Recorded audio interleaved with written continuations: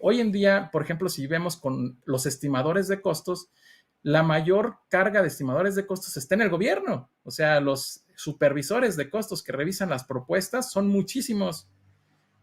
Los fiscalizadores de costos son muchísimos, son tal vez muchos más de los que existen que se dedican al sector privado. Por eso muchísimas gentes que están no tienen formación en costos o llegaron y es su primera chamba o su primer trabajo desde que egresaron, ya tienen 20, 25 años ahí. Señoras y señores, es un honor presentar a un profesionista ejemplar, único, de constancia, esfuerzo y disciplina, que se ha consagrado en el mundo de la construcción. Egresado de la Escuela de Ingeniería Civil de la Universidad de Guanajuato, durante su formación profesional se ha consolidado con los 5 pilares del conocimiento, como un lema, como un legado. Ese talento adquirido a base de técnica y perseverancia lo ha llevado a conquistar con sus publicaciones los 32 estados de la República Mexicana y 25 países alrededor del mundo a través de las reglas generales de presupuestación. Así es, el artífice, especialista y experto universal, el profesional con rostro, el ingeniero de costos.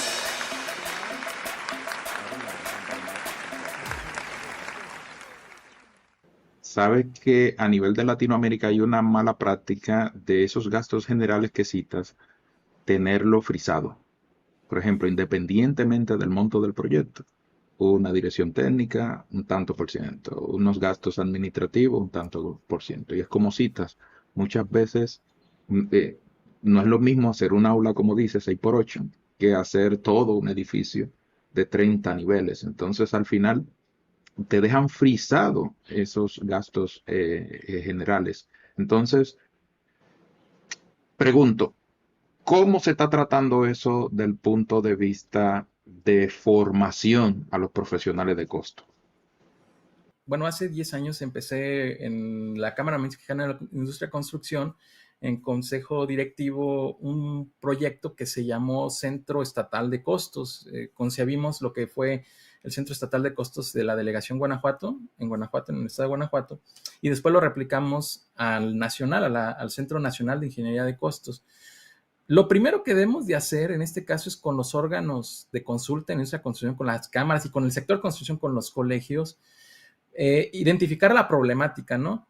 Es muy grave esa problemática porque muchas veces si el sector no está unido, pues nos rompen, ¿no? Me acuerdo mucho que cuando iniciamos aquí en Guanajuato había un problema grave con el tema de indirectos, o sea, con los gastos generales.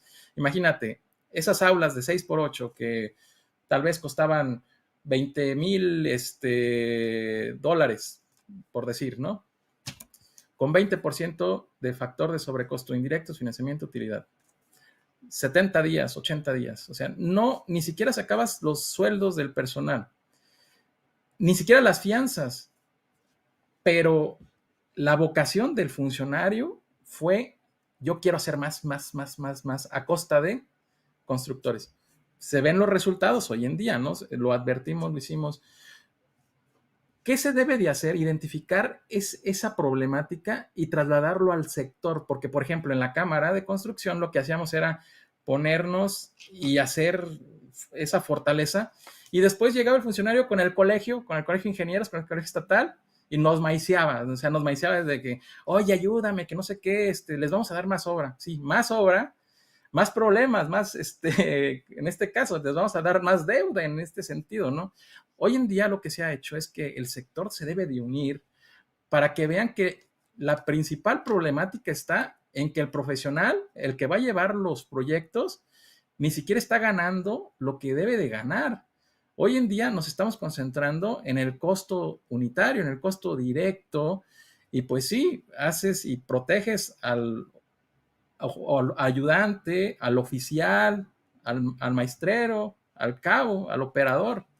Pero el ingeniero, ¿qué pasa con el ingeniero? ¿Qué pasa con las utilidades? ¿Qué pasa con las oficinas? ¿Qué pasa con el crecimiento profesional en este sentido, no?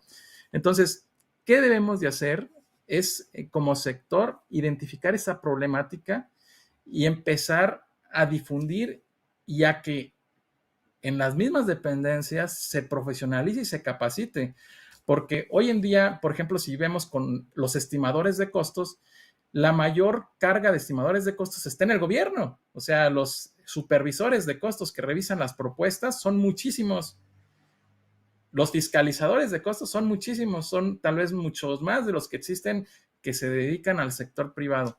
Por eso muchísimas gentes que están no tienen formación en costos o llegaron y es su primera chamba o su primer trabajo desde que egresaron, ya tienen 20, 25 años ahí y de ahí aprendieron, pero aprendieron de lo que vieron dentro, no fuera en el desarrollo, en la obra, en la actividad, en todo lo empresarial y no se han alineado. Entonces es una problemática cuando tú vas y te sientas en una mesa, los dos lados, y no entienden lo que hablas en este caso, ¿no? O sea, muchas veces esa cerradez o esa parte de apatía se da por la falta de, en este caso, conocimiento, es ese miedo que se tiene en que el funcionario se fiscaliza, se revisa, y pues si tú lo haces mal, pues tienes sanciones. Pero también creo que no ha sido justo, porque, por ejemplo, aquí en México gana más el que ejerce la función pública que el que ejerce el sector privado. Y en este caso me ha pasado, por ejemplo, hoy en día esa iniciativa que hicimos de unidad de centro de costos estatal, luego centro nacional, y se vio reflejado, por ejemplo, aquí en México, en un estado con una unidad de costos, pues no tiene la formación técnica completa y queda corta cuando hablas de la, en este caso, traes a expertos y contra los que vas a hablar no saben en este caso, o se bloquean y no te dan en este sentido las respuestas adecuadas, o en este caso se portan muy burocráticamente, pues no hay éxito en los proyectos. Y es lo que pasó hoy en día acá con esas iniciativas que se convierten en un problema porque empiezan a tabular información, pero sin conocimiento, ¿no? Porque no hay formación, porque no hay un equipo especializado, etcétera, y porque tampoco son receptivos. Hablas muchas veces, bueno, pregúntale a la Cámara Mexicana de Derecho de Construcción. No, no le voy a preguntar. ¿Por qué? Porque saben que están mal en cierta forma, ¿no? Entonces, una cosa que debemos de hacer es romper los paradigmas, ser en este caso humildes en esa forma, porque sabemos que adolecemos y que debemos de formarnos. Y entendiendo de que lo mejor formado que estemos, la mejor estimación que hagamos, cuando nosotros estamos en el sector público, en algún momento tendremos que estar en el privado. Y a todos va a beneficiar, no es en este caso porque me voy a ahorrar 5 pesos, 10 pesos, $100 en este caso para el gobierno, sino hacerlo correctamente y no tener problemas, ¿no? Entonces, creo que todo esto en un inicia o es parte de una falta de capacitación y de formación que las escuelas han obviado y que poco a poco, en este caso, ya han estado incorporando a los planes de estudios algunas carreras, como lo es la ingeniería civil, la arquitectura. A veces, en este caso, lo ve como parte de administración, pero necesitamos sacar eso. O sea, que todas las carreras que se desenvuelvan en el tema de construcción podamos, en este caso, conocer ese glosario, conocer esa terminología y saber desde qué es el costo directo, desde qué es el precio unitario, desde cómo se concibe, y que en este caso tengamos, si estamos en el sector público o en el sector privado, los elementos para poder sentarnos en una mesa, conciliar y pagar lo justo, lo que debe de hacerse en este caso, ¿no? Ese es un punto importante, maestro, que muchas veces cuando la entidad contratante entiende que maltratando quizás al contratista, muchas veces entienden que es lo justo. Y lo justo es lo que da.